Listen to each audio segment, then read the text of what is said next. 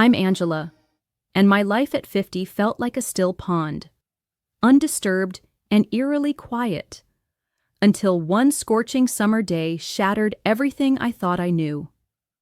My sprawling suburban home, with its perfect lawns and shimmering pool, was a beautiful prison, until a seemingly innocent pool party with my husband Gregory's friends turned into a storm of forbidden temptation. As laughter echoed and water splashed, I felt a spark ignite within me, a dangerous thrill I hadn't known in years, pulling me toward a line I never imagined crossing. But when I looked up and saw Gregory's unreadable gaze fixed on me, everything changed in an instant. What did he know, and what was he planning? Picture this: a single, fleeting ripple on a still pool, breaking the mirror of the water with a whisper of movement, hinting at something stirring beneath the surface. That's how I feel most days, like I'm waiting for a disturbance, something to shatter the glassy calm of my life. My name is Angela, and at 50, I've settled into a rhythm that feels more like a slow, predictable tide than the crashing waves I once knew. I live in a sprawling suburban home, the kind with manicured lawns so perfect they look painted, and tall palm trees that sway lazily in the breeze, casting long shadows over our backyard. It's a beautiful cage, if I'm honest, polished and pristine, but somehow hollow at its core. My husband Gregory is 52, a retired accountant who thrives on order like it's the air he breathes. He's a man of habit, of structure, and I can almost set my watch by the way he spends his afternoons. There he is now, in his favorite wicker chair under the striped umbrella by the pool, the newspaper spread out before him, his brow furrowed as if the world's problems are printed in those black and white columns. He turns the pages with a precision that's almost mechanical, his glasses perched on the tip of his nose while the sun glints off the water just a few feet away. I'm nearby, always nearby, perched on a lounger with a half-finished embroidery project in my lap. Sometimes I stitch, weaving intricate patterns of flowers and vines, but more often I just stare at the pool's surface, watching the light dance and shimmer, losing myself in thoughts I can't quite name. Our marriage used to be a garden in full bloom, bursting with color and life, with laughter that spilled out like petals on the wind. We'd spend hours tangled up in each other, lost in whispered promises and heated moments that left us breathless, those stolen glances and lingering touches that spoke of a hunger we couldn't tame. Now, though, that garden has faded, overgrown with routine, the vibrant hues dulled to muted grays. What remains is a quietude, a heavy, comfortable blanket of silence that drapes over us. We don't talk much anymore, not really. The space between us isn't filled with anger or resentment, just nothing. An emptiness that's somehow louder than any argument could ever be. I catch myself wondering if he feels it too, if behind those furrowed brows and rustling newspapers, he's also searching for something we've lost. Our days blend into one another, a seamless loop of small rituals. Mornings start with coffee on the patio, the clink of porcelain mugs the only sound as we watch the neighborhood wake up. Then it's errands or chores, each of us moving through our tasks like actors in a well-rehearsed play. By afternoon, we're back by the pool, in our designated spots, playing our parts. I sometimes let my gaze drift past the water, past the palm trees, to the horizon. It was one of those sweltering Saturday mornings where the air felt thick, pressing down on me as I sat in my usual spot by the pool, the embroidery hoop forgotten in my lap. The sun was already high, baking the concrete around us, and the palm trees offered little relief with their lazy sway. Gregory was in his wicker chair, as always, the newspaper crinkling with each deliberate turn of the page. The silence between us hung heavy, broken only by the occasional chirp of a bird or the faint hum of a neighbor's lawnmower. I was lost in that familiar daze, staring at the water's glassy surface, when his voice cut through the stillness like a sudden breeze. "Angela, what do you think about inviting the guys from the club over today?" Gregory said, lowering the paper just enough to peer at me over his glasses. "We could have a pool day, swim, relax, maybe unwind a bit." I blinked, caught off guard. Gregory suggesting a social gathering? That was as rare as a winter storm in our sun-soaked suburb. He's always been content with his routines, his quiet corners, so this spark of initiative made me sit up a little straighter. "Sure," I replied, my voice softer than I intended, almost testing the idea out loud. "That sounds nice." Truthfully, I didn't think much of it beyond the chance to break the monotony that clung to us like humidity. Any change, even a small one, felt like a breath of fresh air. So I got to work. The morning slipped by as I bustled around, pulling extra towels from the linen closet, their soft folds smelling faintly of lavender as I stacked them by the pool.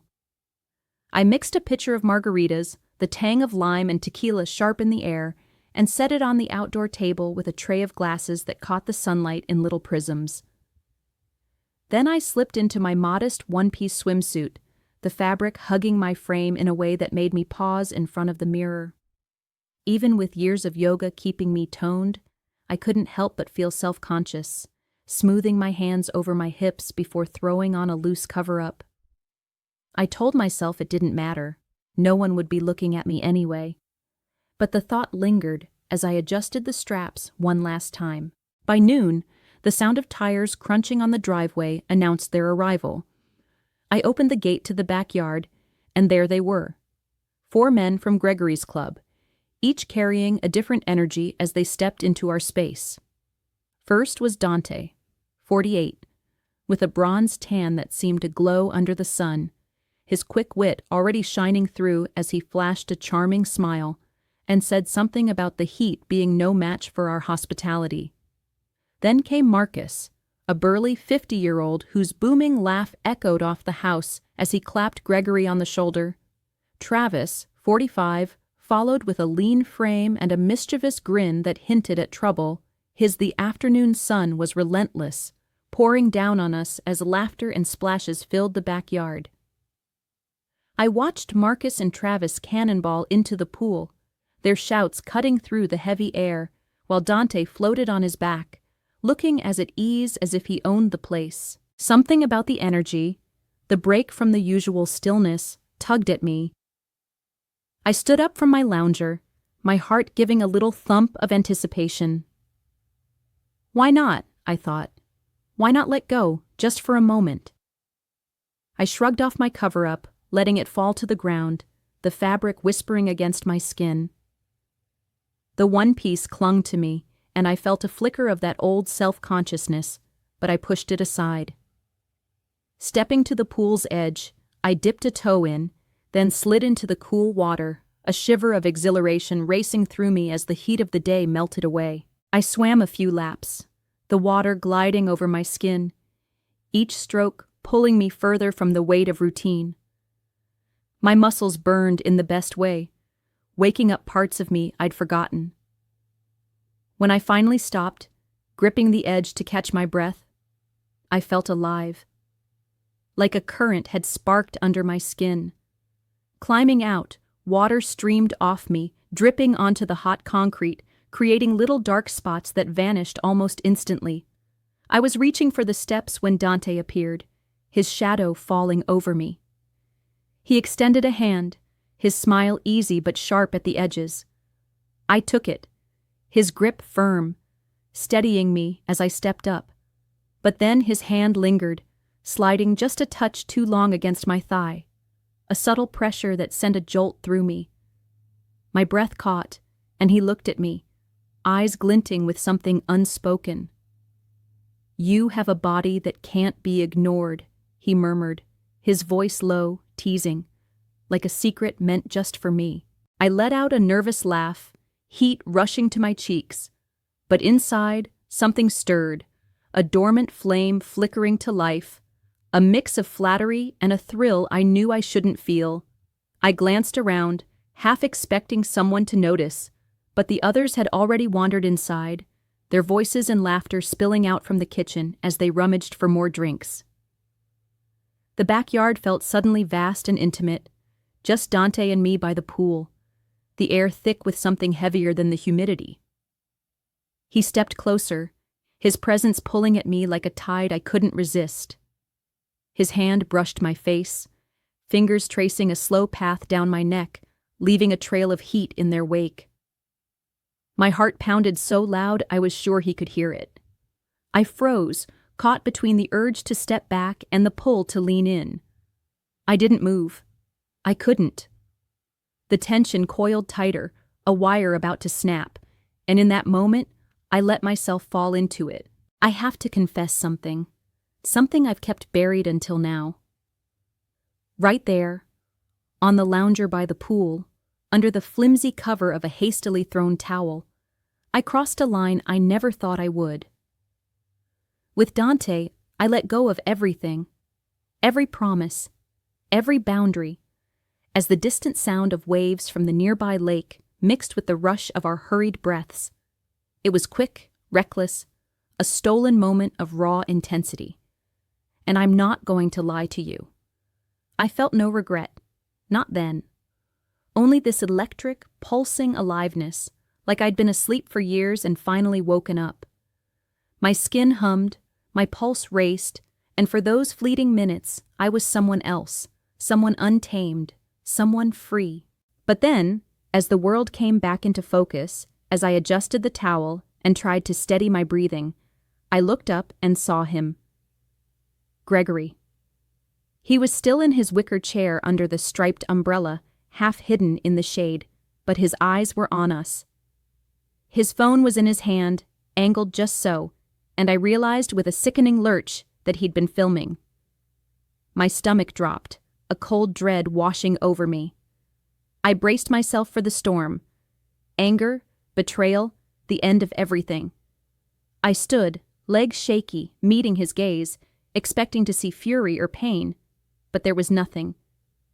Just a blank, unreadable mask behind those sunglasses.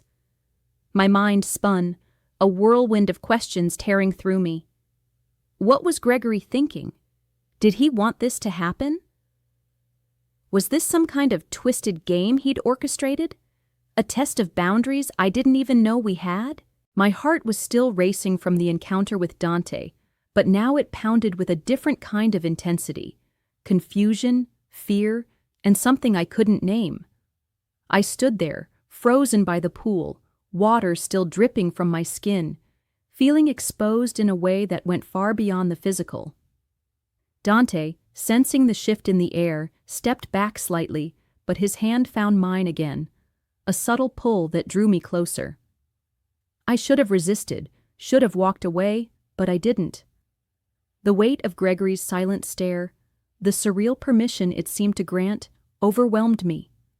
Desire, raw and unfiltered, surged through me again, drowning out the whispers of doubt. I let Dante guide me nearer, his touch a spark that reignited the fire I'd felt moments before.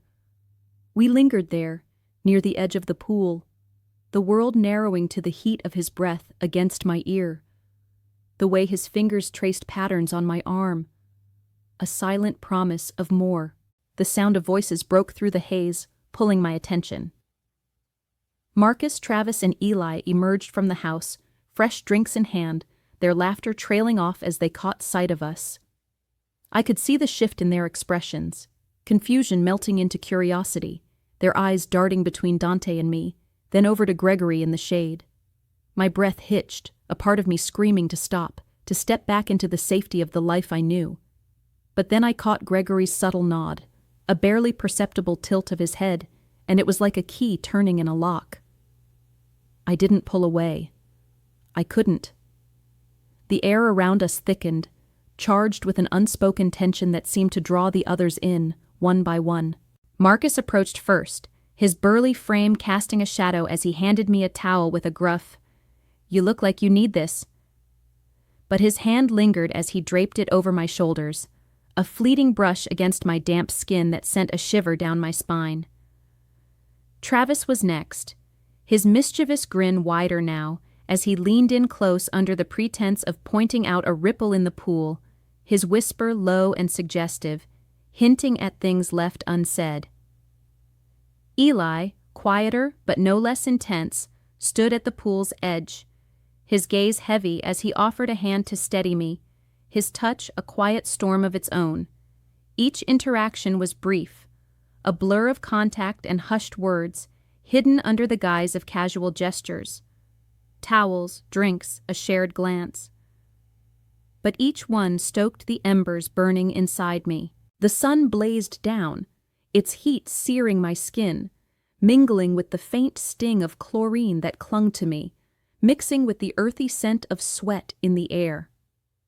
Somewhere in the distance, the hum of a lawnmower droned on, a mundane sound that somehow anchored me in this bizarre, dreamlike moment.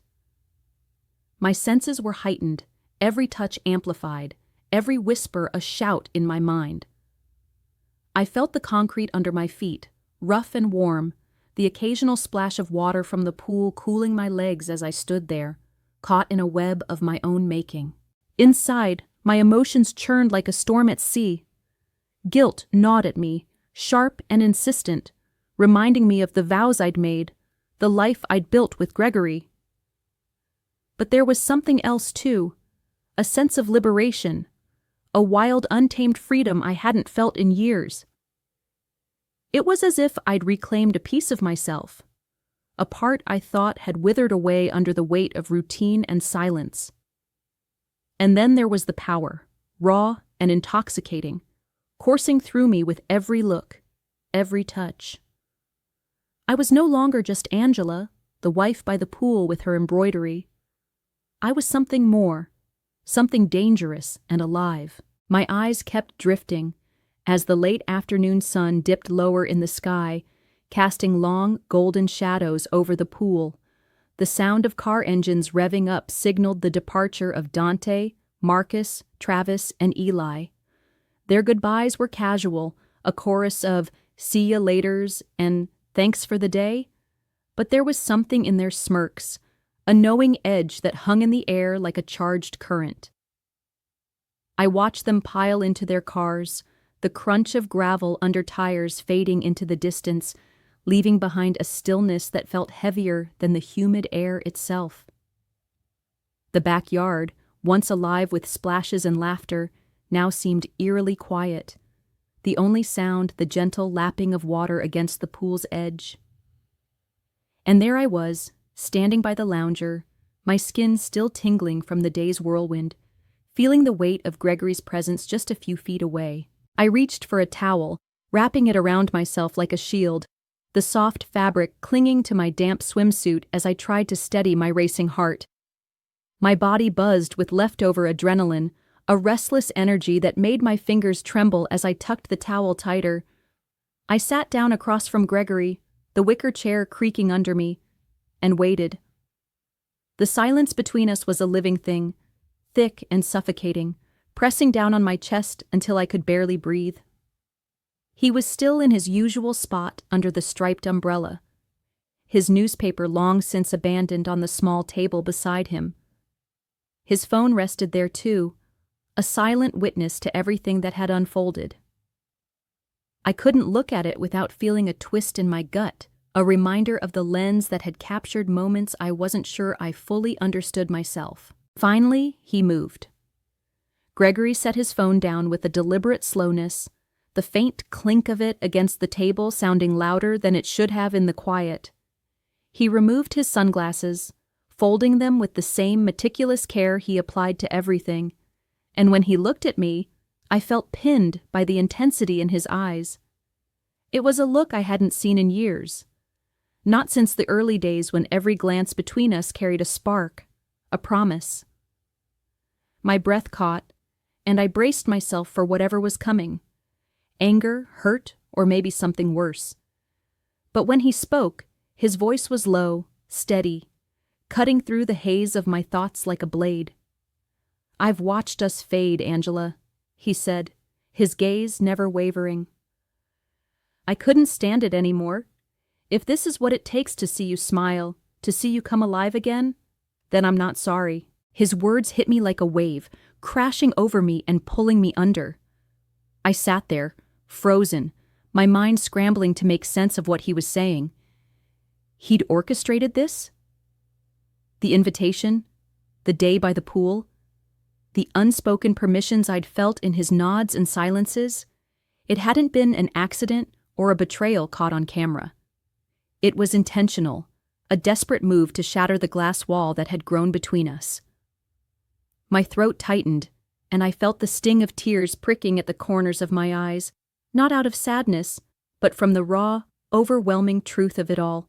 He'd seen me slipping away, felt the emptiness just as I had, and in his own way, he'd tried to pull us back from the edge, even if it meant breaking every rule we'd ever set for ourselves. I opened my mouth to speak, but no words came. Instead, a storm of emotions churned inside me, each one fighting for dominance. There was gratitude, sharp and unexpected, for his honesty, for the fact that he'd cared enough to do something so drastic. But there was anger too, hot and biting. Because I'd been maneuvered, pushed into a situation I hadn't chosen, my feelings and boundaries toyed with like pieces on a chessboard. And beneath it all, there was fear. A cold, creeping dread about what this meant for us now.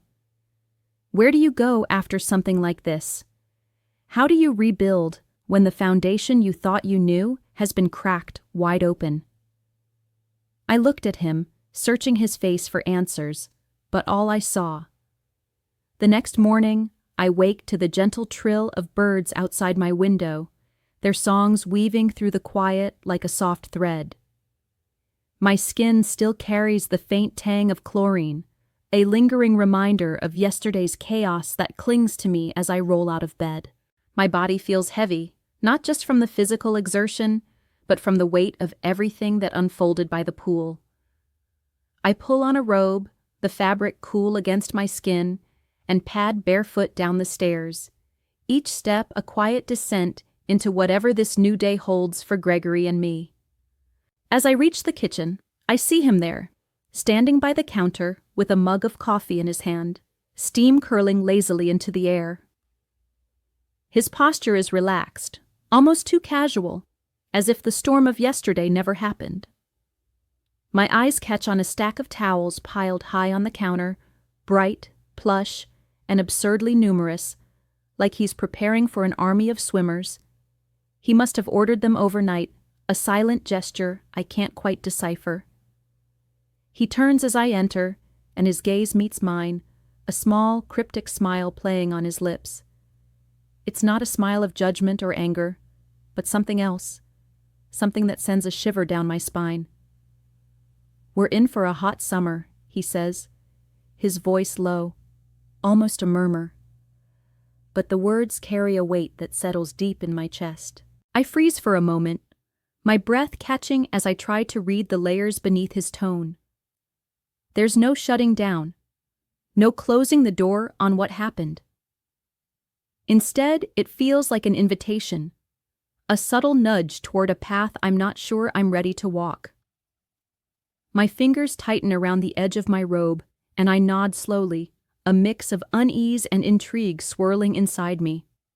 Part of me wants to ask what he means, to demand clarity, but another part, the part that felt so alive yesterday, whispers to let it unfold, to see where this current takes us. I move closer, the tiled floor cool under my feet, and I can't help but feel like I'm stepping into uncharted territory, a landscape of our marriage I've never seen before. I don't regret what happened, not fully. That day by the pool, with all its forbidden sparks and stolen moments, woke me from a long, numbing sleep. It was like shaking off years of dust, feeling my heart race for something beyond the mundane. But I'm wary, too. I can still feel the heat of those touches, the rush of adrenaline that came with crossing lines I never thought I'd cross. And I wonder if I've opened a door I can't close. What does it mean for us now? Are we rebuilding, or are we just setting ourselves up for a bigger fall? I glance at Gregory, watching the way he sips his coffee with that same measured calm, and I realize I don't have the answers. Not yet. We move through the morning with a quiet rhythm, almost like nothing has changed. But there's a new undercurrent between us, a tension that hums beneath the surface. I start folding the towels, one by one, their softness a strange contrast to the hardness of my thoughts. Gregory joins me, his hands working alongside mine, and it's such a simple act, yet it feels loaded with meaning. Each fold, each stack, is like a step toward some unspoken agreement, a tentative new normal we're crafting in the silence. His hand brushes mine as we reach for the same towel, a fleeting contact that sends a jolt through me, a reminder of the electricity that's been reignited. I don't pull away, but I don't lean in either. I just let the moment hang there, heavy with possibility. Later, as we sit at the kitchen table with a notepad between us, we start planning a barbecue for next weekend. It's mundane, almost laughably ordinary after everything, but there's a strange comfort in it. We talk about who to invite, what to grill, whether to set up extra chairs by the pool. His voice is steady, practical, as if we're just any couple planning a summer gathering, but every now and then our eyes meet, and I see a flicker of something new, a shared understanding that words can't quite capture. Don't forget to subscribe, like, and comment if you enjoyed this story. This will help us create more engaging stories for you.